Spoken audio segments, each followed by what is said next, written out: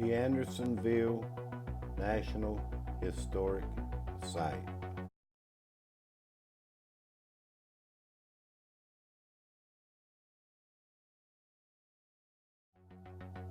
Located near Andersonville, Georgia, preserves the former Camp Sumter, also known as Andersonville Prison, a Confederate prisoner of war camp during the final 14 months of the American Civil War.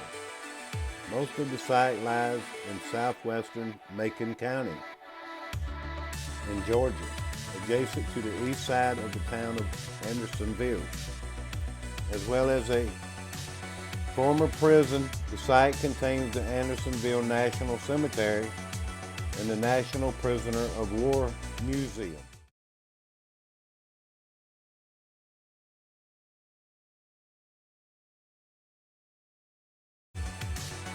The prison was made in February 1864 and served to April 1865.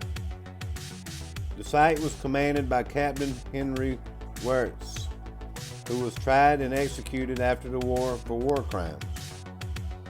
It was overcrowded to 4 times its capacity, with an inadequate water supply, inadequate food rations, and unsanitary conditions.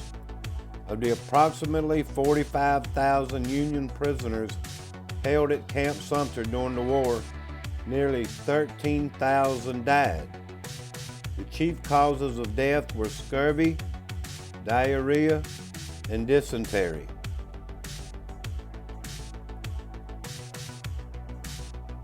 The prison, which opened in February 1864, originally covered about 16.5 acres of land enclosed by 15-foot high stockade. In June of 1864, it was enlarged to 26.5 acres. The stockade was rectangular of dimensions, 1,620 feet by 779 feet. There were 2 entrances on the west side of the stockade, known as North Entrance and South Entrance. Descriptions of Andersonville. As we entered the place, a spectacle met our eyes that almost froze our blood with horror and made our hearts fail within us. Before us were forms that had once been active and erect. Now nothing but men walking skeletons, covered with filth and vermin. Many of our men, in the heat and intensity of their feeling, exclaimed in earnestness, "Can this be hell? God protect us," and all thought He alone could bring them out alive from so horrible a place. In the center of the whole was a swamp, occupying about 3 or 4 acres of the narrow limits. And a part of this marshy place had been used by the prisoners as a sink. And excrement covered the ground, the scent arising from which was suffocating. The ground allotted to our 90 was near the edge of this plague spot, and how we were to live through the warm summer weather in the midst of such fearful surroundings was more than we cared to think of just then. Further descriptions of the camp can be found in the diary of Ransom Chadwick, a member of the 85th New York Infantry Regiment. Chadwick and his regional males were taken to the Andersonville prison, arriving on April 30, 1864. An extensive and detailed diary was kept by John L. Ransom of his time as a prisoner of Andersonville. Father Peter Whelan arrived on 16th of June, 1864 to muster the resources of the Catholic Church and help provide relief to the prisoners. the dead line. At Andersonville, a light fence known as the dead line was erected approximately 19 feet inside the stockade wall. It demarcated a no man's land that kept prisoners away from the stockade wall, which was made of rough-hewn logs about 16 feet high and stakes driven in the ground. Anyone crossing or even touching this dead line was shot without warning by sentries in the pigeon roost. Health problems at the prison. At this stage of the war, Andersonville prison was frequently undersupplied with food. By 1864, not only civilians within the Confederacy, but also the soldiers of the Confederate Army itself were struggling to obtain sufficient quantities of food. The shortage fare was suffered by prisoners and Confederate personnel alike.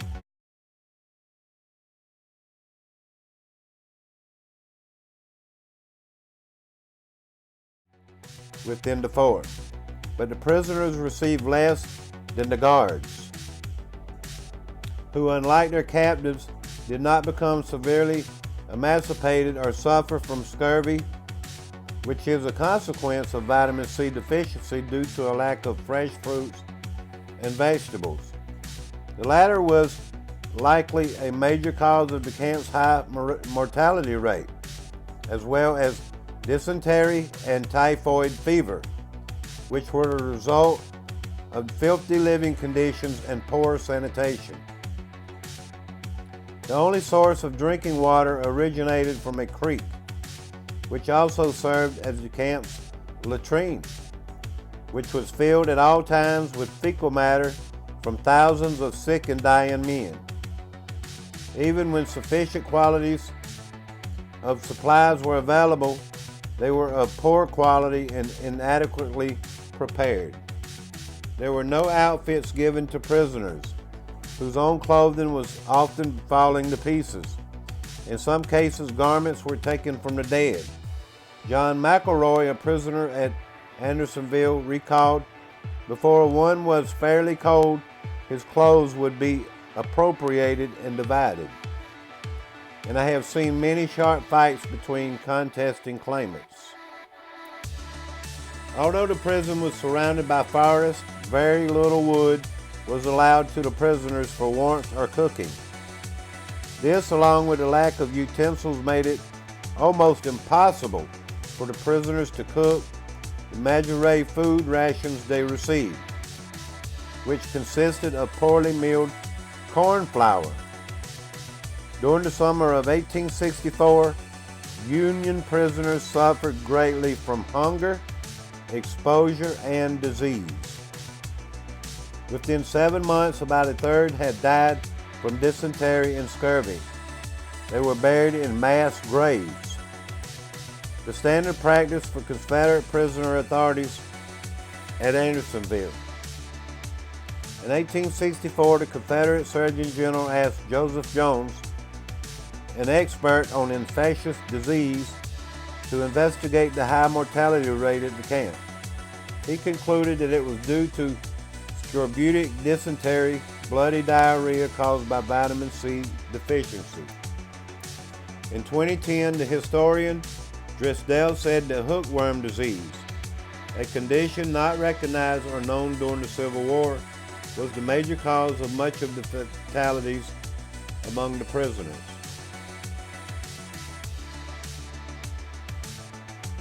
At the time of the Civil War, the concept of a prisoner war camp was still new. It was as late 1863 when President Lincoln demanded a code of conduct be instituted to guarantee prisoners of war the entitlement to food and medical treatment, and to protect them from enslavement, torture, and murder. Andersonville did not provide its occupants with these guarantees. Therefore, the prisoners at Andersonville, without any sort of law enforcement or protection, functioned more closely to a primitive society than a civil one. As such, Survival often depended on the strength of a prisoner's social network within the prison. A prisoner with friends inside Andersonville was more likely to survive than a lonesome prisoner. Social networks provided prisoners with food, clothes, shelter, moral support, trading opportunities, and protection against other prisoners. One study found that a prisoner having a strong social network with Andersonville had statistically significant positive effect on survival probabilities, and that the closer the ties between friends as measured by such identifiers as ethnicity, kinship, and the same hometown, the bigger the effect. The Confederacy offered to release prisoners. In the latter part of summer 1864, the Confederacy offered to conditionally release prisoners if the Union would send ships to retrieve them. Andersonville is inland, with access possible only via rail and road.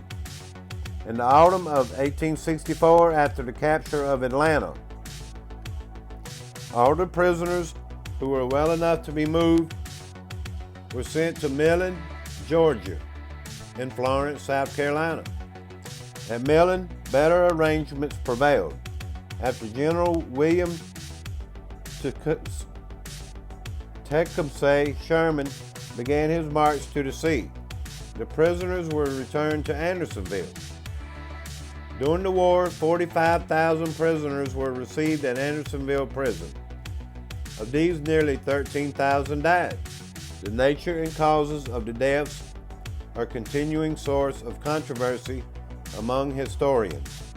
Some contend that the deaths resulted from deliberate Confederate war crimes against Union prisoners, while others state that they resulted from disease promoted by severe overcrowding. The food shortage in the Confederate States, the prison officials' incompetence, and the breakdown of the prisoner exchange system caused by the Confederacy's refusal to include blacks in the exchanges, thus overfilling the stockade. During the Civil War, disease was the primary cause of death in both armies, suggesting that infectious disease was a chronic problem due to poor sanitation in regular as well as prison camps. Here's the population status of this prison camp.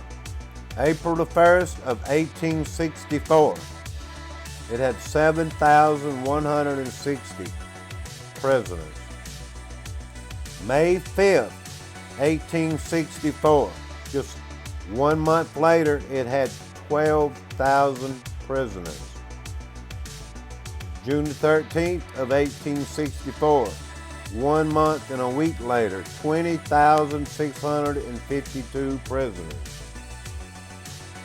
1 week later, June the 19th, 23,942 prisoners. 1 month later, from June the 19th to July 18th, 29,000 prisoners. July the 31st, 2 weeks later, 31,000 prisoners. August the 31st, 1864, 31,000 prisoners. Let's read on. Planning an escape from this camp was routine among thousands of prisoners. Most men formed units to burrow out of the camp using tunnels. The locations of the tunnels would aim towards nearby forests 50 feet from the wall.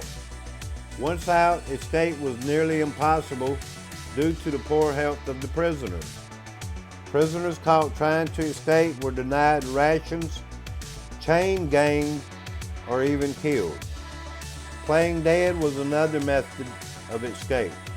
The death rate of the camp being around 100 per day. 100 per day was the death rate. Made disposing of bodies a relaxed procedure by the guards. Prisoners would pretend to be dead and carried out to the row of dead bodies outside of the walls. As soon as night fell, the men would get up and run. Once Wirtz learned of this practice, he ordered an examination by surgeons on all bodies taken out of the camp. Confederate records show that 351 prisoners escaped, though many were captured. The U.S. Army lists 32 as returning to Union lines. Of the rest, some likely simply returned to civilian life without notifying the military, while others probably died. Andersonville Prison was liberated in May of 1865. Trial. After the war, Henry Wirtz, commandant of the inner stockade at Camp Sumter, was tried by a military tribunal on charges of war crimes. The trial was presided over by Union General Lew Wallace and featured Chief Judge Advocate General Prosecutor Norton Chipman. A number of former prisoners testified about conditions at Andersonville, many accusing Wirtz of specific acts of cruelty, for some of which Wirtz was not even present in the camp. The aftermath.